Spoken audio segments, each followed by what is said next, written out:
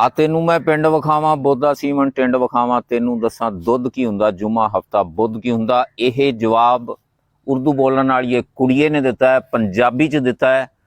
ਜ਼ਰਾ ਸੁਣ ਕੇ। मैं पंजाबन ठेठ पंजाबन उर्दू इलम सिखाया, मेरे उर्दू बोलन उत्ते लोकां फतवा लाया। आ तेनू मैं पिंड विखावां बोदा सीमन टिंड विखावां, तेनू दसां दुध की हुंदा, जुमा हफ्ता बुध की हुंदा। खेस सराणे दोहरां की ने, पिंड दीआं मौजां टौरां की ने, चाटी घड़ा कनाली दसां, छूणी छन्ना थाली दसां, बूआ फाटक चीत की हुंदा, गाना गोटा गीत की हुंदा। बूआ फाटक चीत की हुंदा, गाना गोटा गीत की हुंदा। नेरी रात ते तड़का दसां, गोया कूड़ा रड़का दसां, लस्सी चाटी जाग की हुंदा, तोरिया गोभी साग की हुंदा। सुण मक्खण दा पेड़ा की है, लिपिया पोचिया वेड़ा की है, तवा कनाली आटा दसां, कंगी सुरमा झाटा दसां।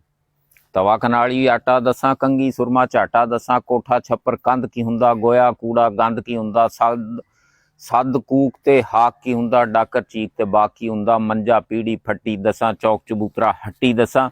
इसे तरह यह नज़म चलदी चलदी चलदी 180 शेर क्रॉस कर चुकी है।